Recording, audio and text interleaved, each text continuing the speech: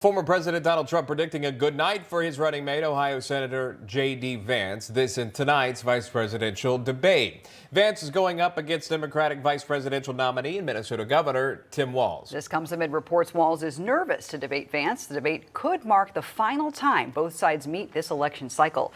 Jason Miller is a senior advisor to former President Trump. Jason, thanks for being here this morning. Good morning. Thanks for having me. So what is Senator Vance doing right now to prepare for tonight's debate? I know he's been in rehearsals. Tell me a little bit about that.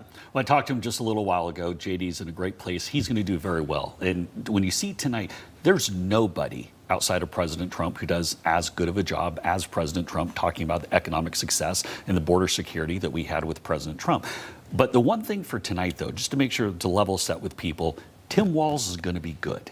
And I'm not saying that out of spin. I've gone through and watched all of his debates, whether it be his two gubernatorial runs when he ran for Congress. He gets on stage with Kamala Harris, Tim Walz, and he's flailing around. He has the jazz hands thing, which is kind of weird. He's definitely weird, just something off about the guy. But when he's in debate mode, he's focused, he's sharp, he lies through his teeth, and you wouldn't even know that Kamala Harris was the person behind destroying our country. You talk about, or you hear the reports about being nervous. Tim Walz is nervous about debating J.D. Vance. Do you think that is a strategy to lower expectations? It is, but it's nervous like the same way that I'm nervous. Like, not at all. But the thing is, I don't understand why they would say that he's nervous to make it sound like he's, hiding in the corner chewing his fingernails or something.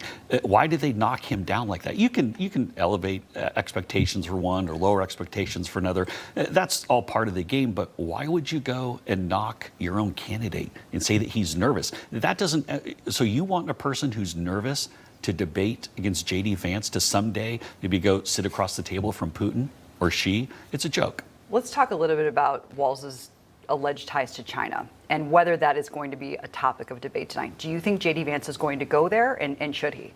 Well, I think it's definitely going to come up. And if you saw yesterday the report that the Walz camp actually backtracked and said, no, we haven't been to China 30 times. We've only been to China 15 times. So here's the question. If you're a teacher in public schools in Minnesota, how do you have the money to go to China 15 times? We know he lived there for a year. He also had to backtrack. Turns out he was not in Hong Kong on June 4th, 1989, when Tiananmen Square happened. So he lied about that. But what I think J.D. Vance is going to do is call Tim Walz out for all of these lies.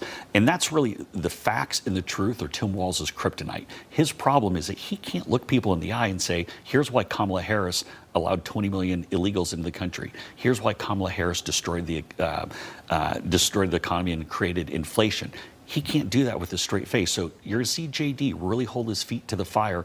And a lot of this is going to be about Kamala Harris and Joe Biden. Don't forget, Tim Walz has to defend Joe Biden's record as well. To Katie's point, we actually have that. House Oversight Committee Chairman James Comer has subpoenaed DHS, the department there, of having an employee group chat where staffers expressed concerns over Walz's alleged ties to China. And in the letter to DHS Secretary Alejandro Mayorkas, Comer wrote, quote, "The committee has recently received whistleblower disclosures informing the committee of serious concern among Department of Homeland Security personnel regarding a long-standing connection between the CCP and Minnesota Governor Timothy James Walz. Specifically, through whistleblower disclosures, the committee has learned of a non-classified Microsoft Teams group chat among DHS employees titled NST NFT Biweekly Sync that contains information about Governor Walz that is relevant to the committee's investigation."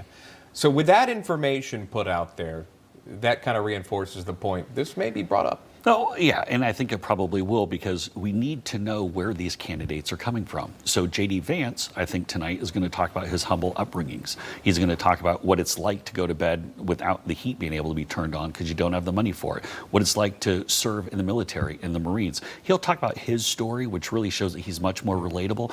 But going back to the Tim Walz point in China for a moment, the thing that's really weird, and I know people are very much about bringing freedom to China and trying to take down the CCP and really trying to make sure that we get democracy into China as opposed to the oppression that they have right now. If Tim Walz was echoing those sentiments, I could understand that that's a noble cause to want to bring freedom and democracy around the world. But that's not what Tim Walz does. He just wants to show that he's connected to China. It's really off.